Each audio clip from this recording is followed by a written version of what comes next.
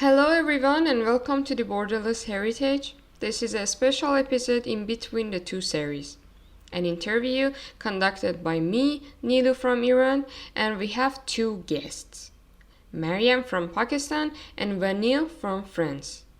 In today's episode, we are trying to give an overview of our experience in the international exchange program of World Heritage USA ICOMOS USA.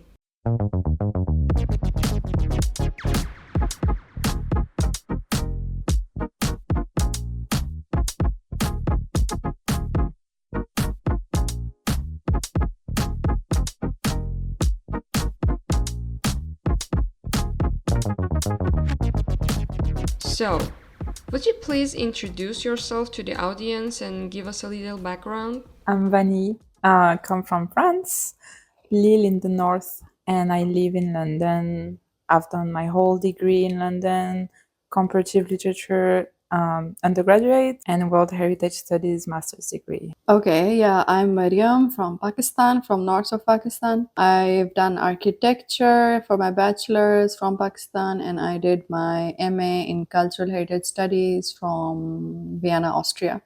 So I graduated last year, and here I am for the internship. And as you might already know, I'm Niloufer from Iran.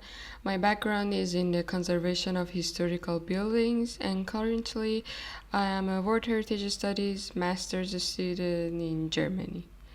Well, tell me about this. How did you end up participating in this program? Well, I actually applied last year as well in 2021 when I was in Austria. And that was my plan for the summer after I graduate. So that was what I was thinking of doing because like early 2022, sorry, not 21. Um, my degree was about to end. I still had 6 months, but I started panicking that I don't have a plan after this. And I started applying to different things. And I applied for this program when I was there. And I didn't get it at that time. Then after I graduated in 2022, I went back home to Pakistan and I was looking for something to do. I didn't have a job and I saw the posting again. And then I just thought to myself, I should just apply. I probably won't get it, or I probably won't be able to travel. But then I applied, then I got it, and I ended up here. Um, so I think I discovered the program back when I think it was last summer. Because I remember, I was looking for like America. I wanted to have experience in America, but you have to apply in January. No, yeah, maximum January. So I was like, okay, I'm gonna apply um, for the year 2023. I went to San Francisco for the fall, and I really, really wanted to come back to the US after my San Francisco internship. I came back in December and I applied for it. And to be honest, I was pretty cocky about it. I was like so confident I was gonna get it. I'm like, yeah, I have good experience and stuff. And they ended up rejecting me in March. I remember I was stressing out because I had to find like a job, but I didn't want to commit for like a big job in case I was gonna get the internship. But then then they rejected me. I was like, okay, I can get a full-time job, and I could not, because we all know how easy it is to get a job in heritage. And when I was despairing and thinking that I had no future, I received an email from them in April saying that they had someone canceling and that I was on the wait list. So I said yes right away, and I'm really happy. How different is San Francisco in comparison with San Antonio? In the US, if you've already been there, you know how different it can be from one state to another, especially I feel California, it's his own. No, but every state has like is their own little culture and like behavior and stuff. Um, I feel like also anyone listening to this should know, like Texas, is like this really conservative, like stereotypical state, but San Antonio is kind of different from all of that. It's a pretty liberal city. but still, like, San Francisco is like the most liberal out of all the liberal city out there.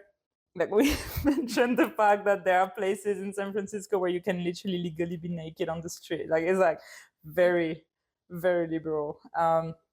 But like, a lot of people were telling me when I was in San Francisco, everyone was like, "Oh yeah, San Francisco is the most European city in the US, so you must not feel like very like foreign,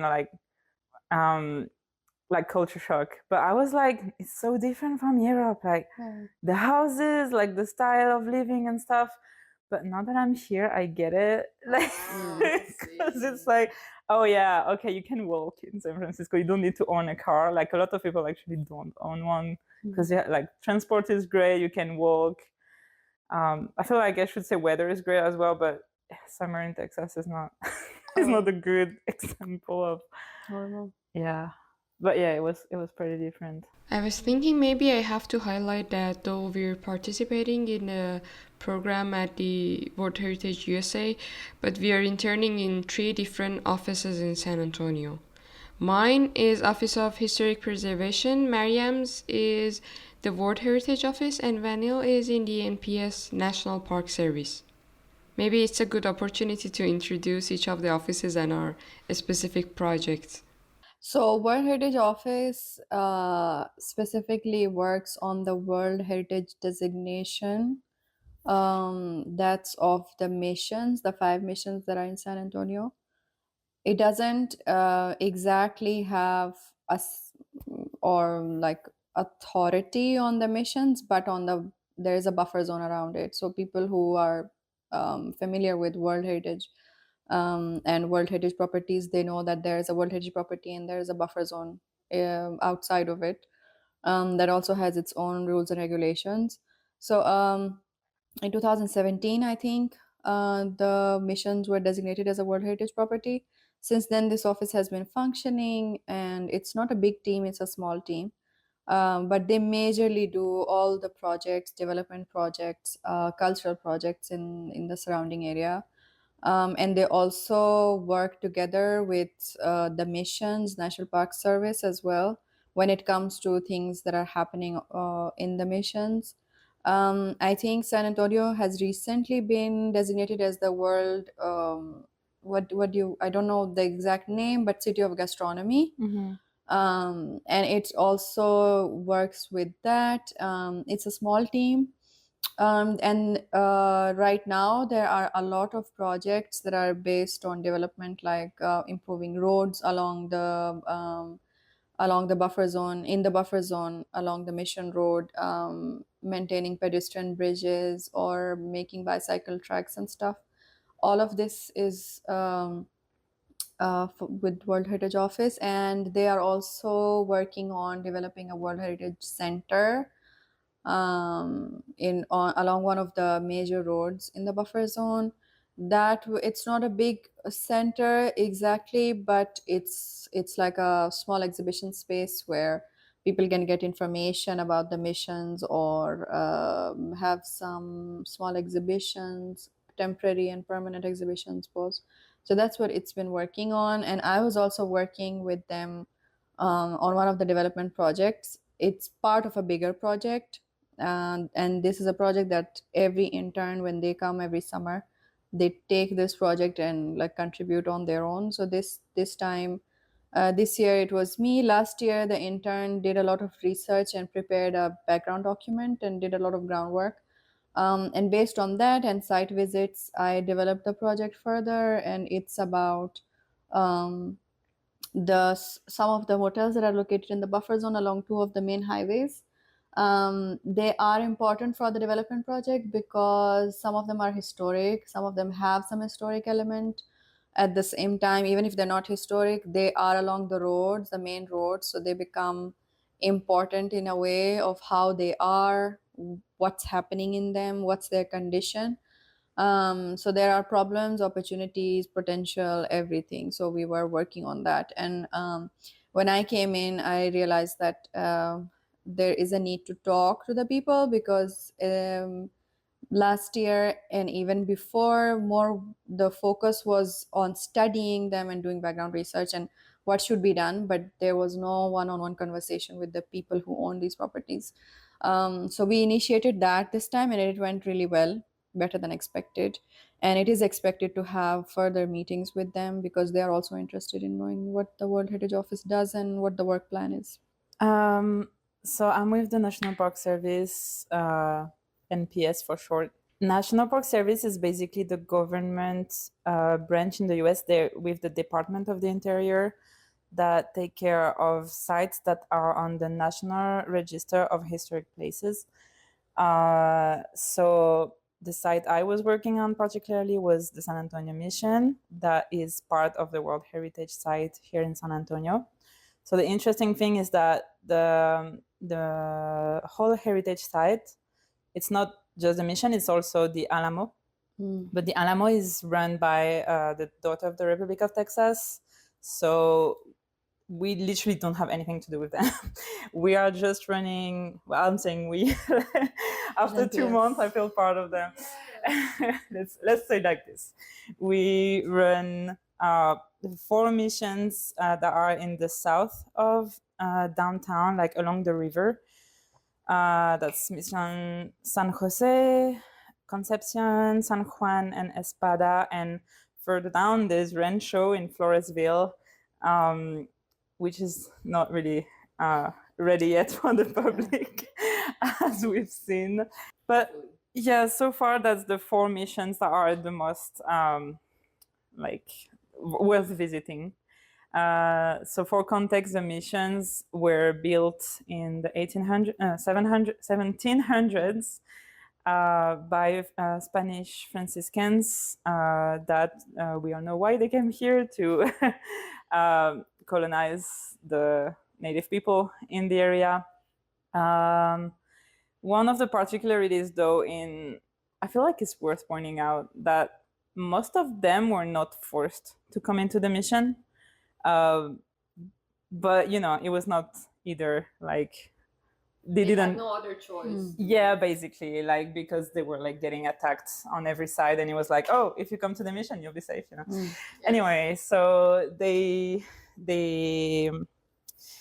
kind of mission was present in a lot of places in the US, but the one in San Antonio were particularly successful in the sense that a lot of people actually forgot their roots as native people and stuff. I could go into this, that might be a long story, but I'm just gonna focus on the NPS. But please talk about it later. Okay, yeah, we can. And so, yeah, the NPS is just literally just running these 4 missions, just as any historic body would do with their historic property. And like Mariam said, they're in contact with the World Heritage Office in order to deal with all the stuff because they're a governmental body, and also because in the US there's a very strong feeling about property. So anything that's belong to the government, belong to the NPS, really needs to go through them. You don't have a lot of liberty with that. But yeah, and sorry, my project, I was documenting things. So they had recently a change of staff, and it was, to be honest, a pretty mess in my office. So I helped them create Excel sheet and document all their research and official documents. So I learned so much about the park over these 2 months. I feel like I have so much knowledge about this park, and I'm about to leave, but it's a really interesting place. And yeah, and I was involved in other few projects with the communities and stuff that we can touch upon later. But yeah. Talking about my office of Historic Preservation is responsible for the historic district of San Antonio. Every kind of intervention request that is considered in the historic district is sent to this office. So they have to conduct research, field research, and examine the status of the place and the requests to identify the values and the regulations that should be considered for each specific case.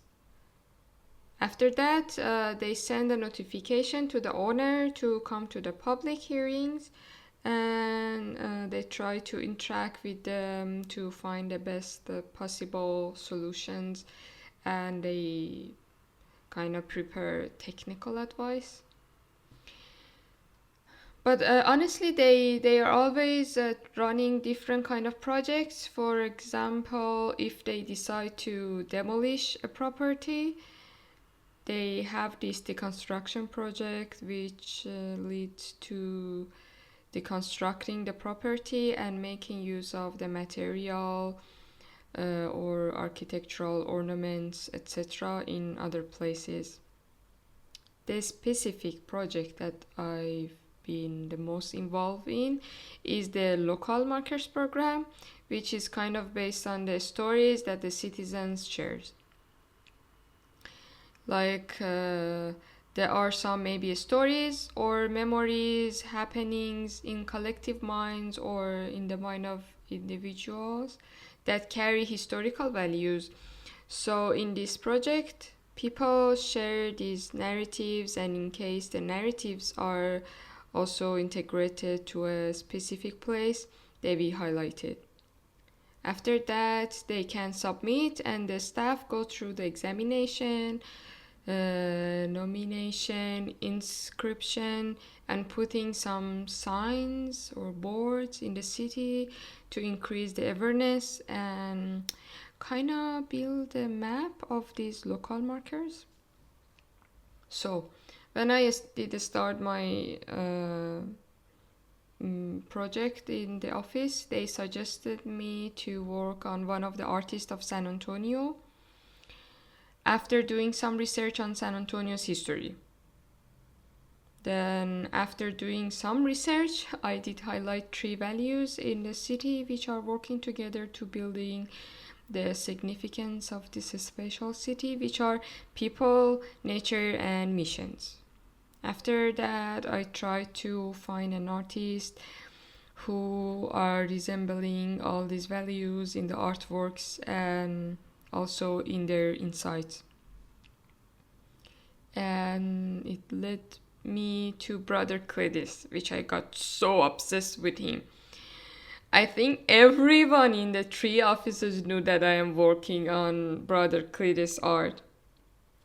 Giving a bit of information, he used to be a Marianist brother, known also as a pop expressionist artist. So I could identify the missions, nature, and people in his artworks, which at the same time was kind of in relation with both of you, Mariam's and Vanille's project. And yeah, okay, changing the topic. Is there anything special you would like to share with other participants, students, practitioners, or who else might be interested to apply for such a program in US? Okay, so just background information about the program is that this is an exchange program that takes place every summer. We got to know about it recently, but apparently it's been running since 2009, 1990, and maybe God knows, I mean, even before that. Yeah, Yeah. about that, in my documentation project, I found some papers that were written by one of the interns of our program in 1991. Oh my god. So that Yeah. was really cool. Like how old this program is, I don't know. Yeah. Anyway, So different people apply, and the organizations also apply. So organizations develop a program for an intern they want to get through the World Heritage USA, and they select organizations, and then they match interns they got. And we all 3 of us are placed in the US, and there's another intern from Lithuania. She's based in Washington DC.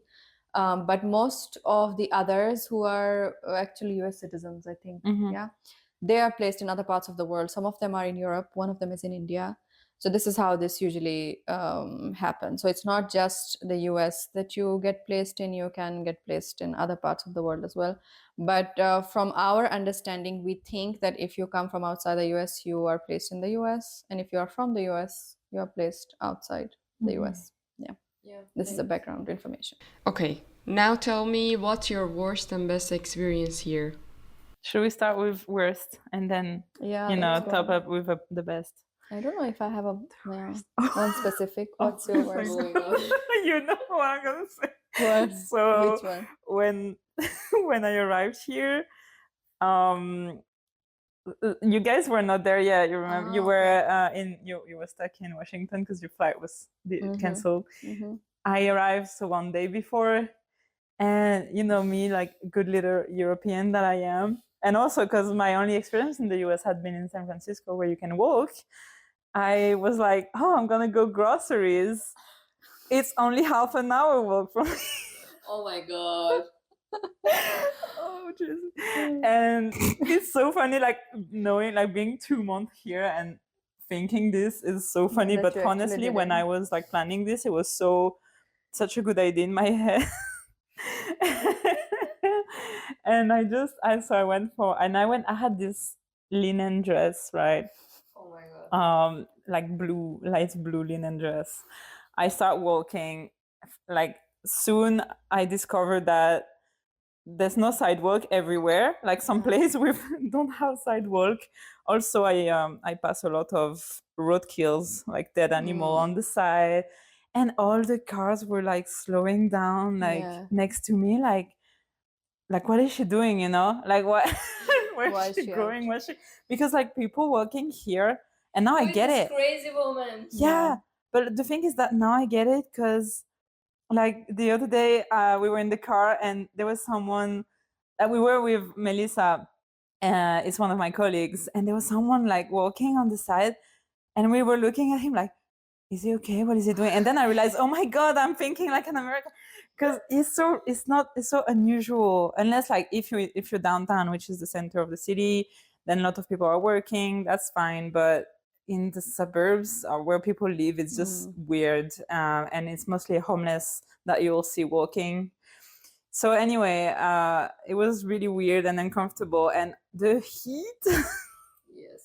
The heat, and so by the time I arrived at the store, my dress was soaked, like literally, because it was linen. You could see, it was like someone threw a bucket of water at me, but it was my sweat. And I was dying. I was hot. I was embarrassed, and I felt so out of place in this store. And I think no one cared about me, but I was feeling so weird with this that I took the bus. The thing is, I didn't know. So on Google Maps, they say that the bus is free.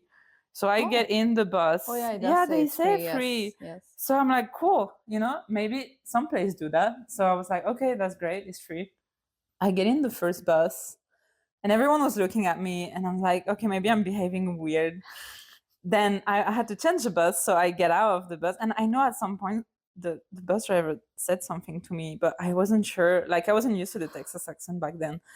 And then I changed my bus and I started to go in again. And the lady stopped me. She's like, you gotta pay. And I'm like, what? It says it's free on Google. I was like, no, you gotta pay. And she refused to let me in. So I had to get out. But you couldn't pay? You didn't have cash? No, I didn't have. I was like, I was looking at her. I was like, I don't have cash. Can I pay contactless? She was like, no.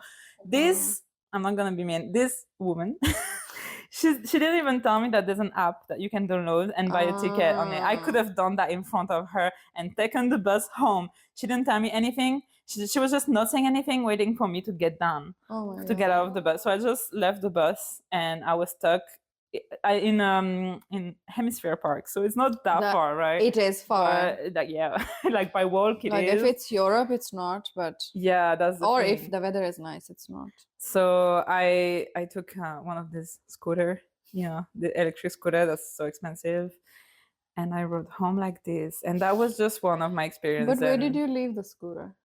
I left can it leave like it anywhere. like the street, and that's just like in the next 3 days, every day something was happening. Like the second day, I got chased by a stray dog. Oh, I remember. I was on my run, and I was my heart was beating, so I was so scared. And then the third day, a guy thought I was a prostitute because I was walking. Oh And god. woman walking in the US can only mean one thing. Yeah. So let's say that was my worst experience here. Sorry, that was a long story. Like every other time we go out planning a whole day, half of the things get done and you get done with the day because it's so hot and getting on the buses is so hard. Anyway, that's I think the worst part of being here. Like the way your energy goes down and all the things that you planned, you can't do them anymore because it's too hot and you can't walk. And the bus is late, half an hour, even 40 minutes.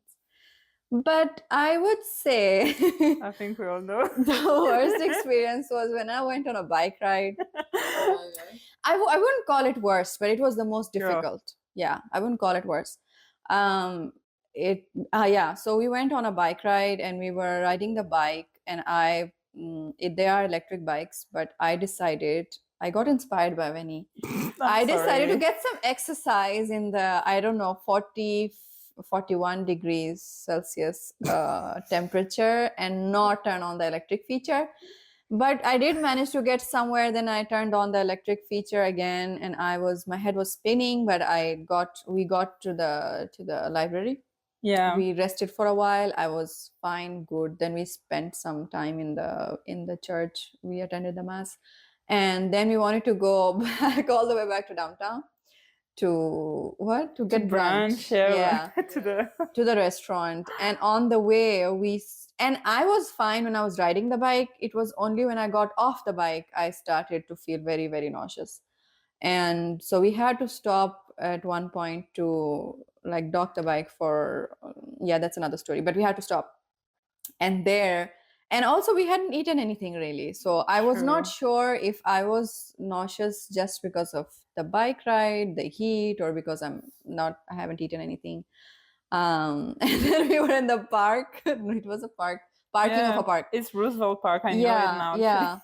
And we were there and my head was spinning, and I know that Vinny cannot see people vomit. She cannot see that. I feel bad. And I personally don't feel better. People say you feel better when you vomit, but I don't. So I was trying not to throw up, but my head was spinning like a lot. And I was worried if I throw up here, Vinny might faint or something. Oh my God.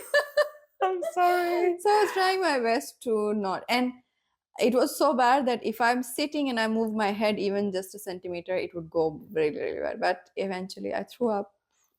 In the trash. Yeah.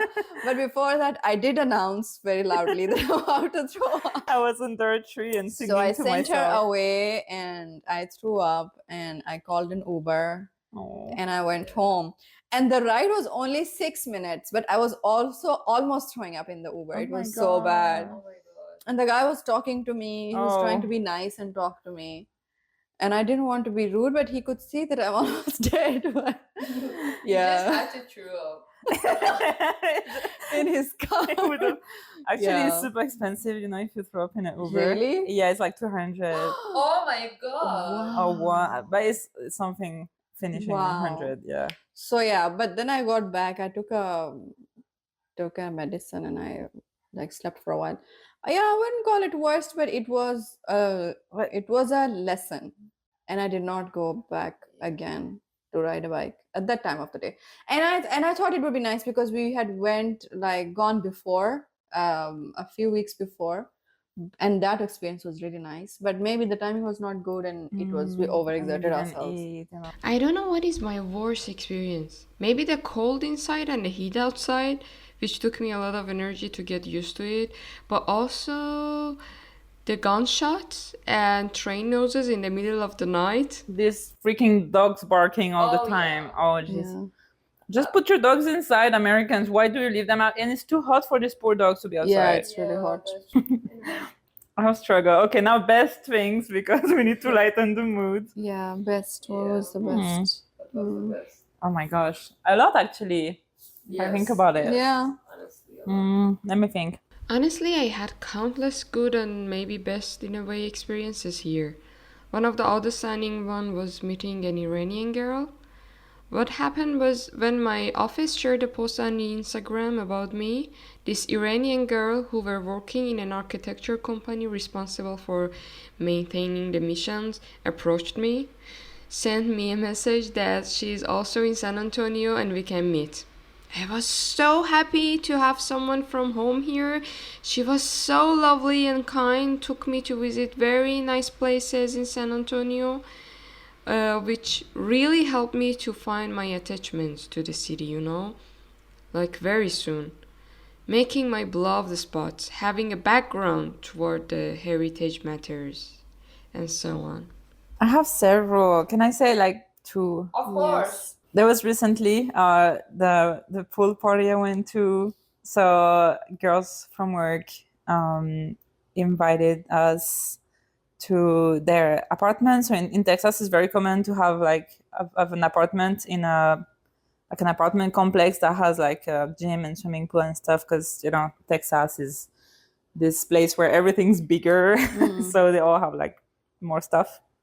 And so she just invited us, and it was her, another colleague, two other colleagues, so including Melissa that just started back then, and I, and it was just so nice because, like, we were like, first of all, we were like, just between girls, like chilling in the pool, and it felt nice because the weather is so horrible here. Like to be in the water just felt amazing, and it was just us like chatting about like work and gossiping, like really girl time, and I felt like, oh, finally I'm included. And that was not long ago. That was like 2 weeks ago. So that's one of the reasons why I gotten sad recently. I was like, I finally feel included at the end of my internship.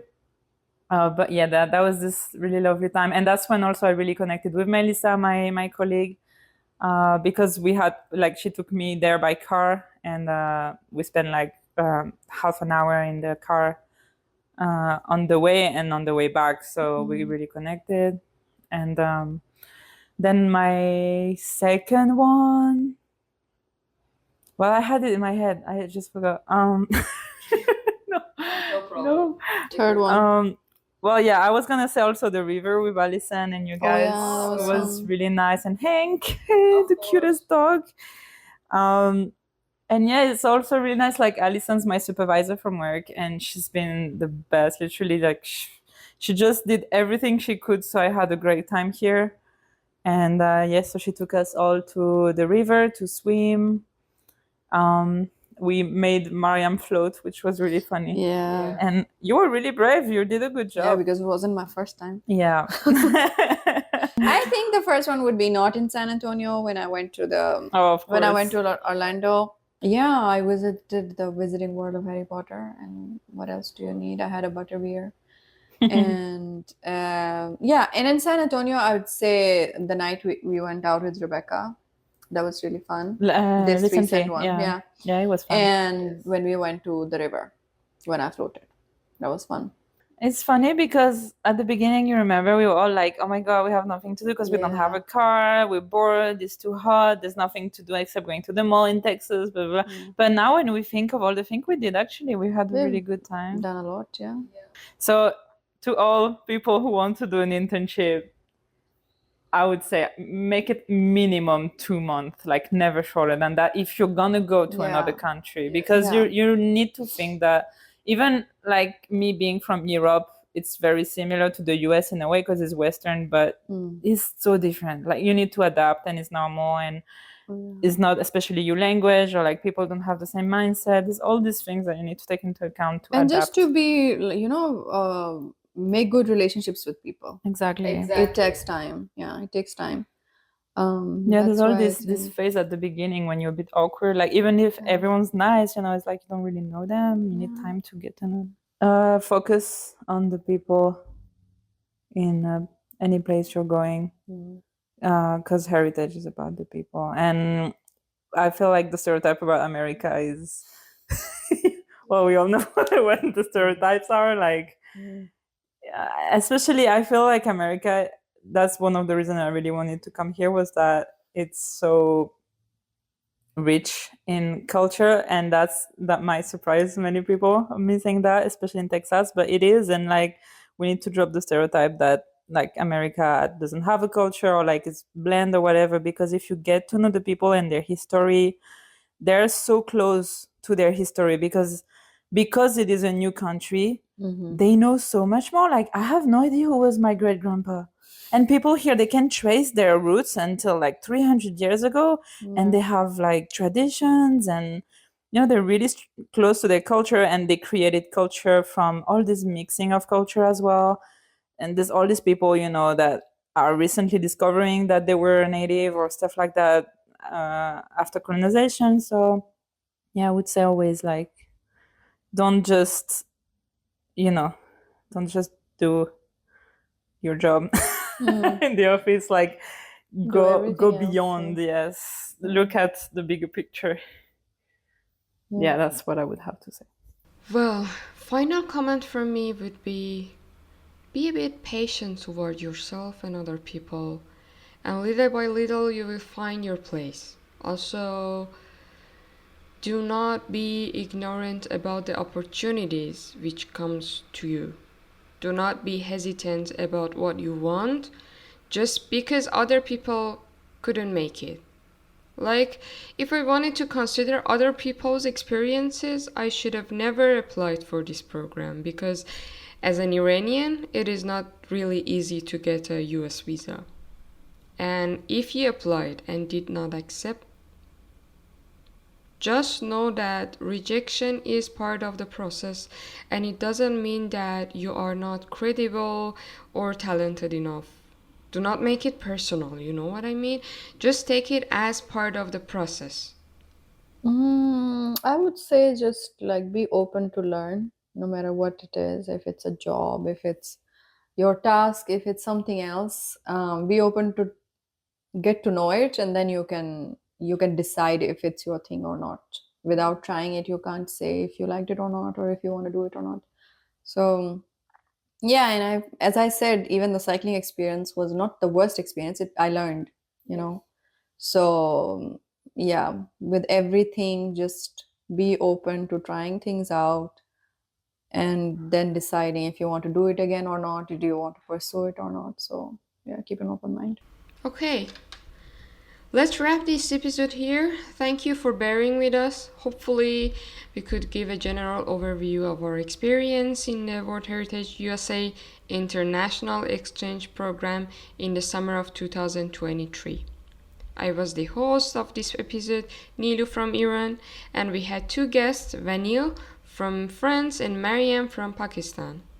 We say goodbye from San Antonio, Texas. Take care and have a good one. Have a good one. Have a good one.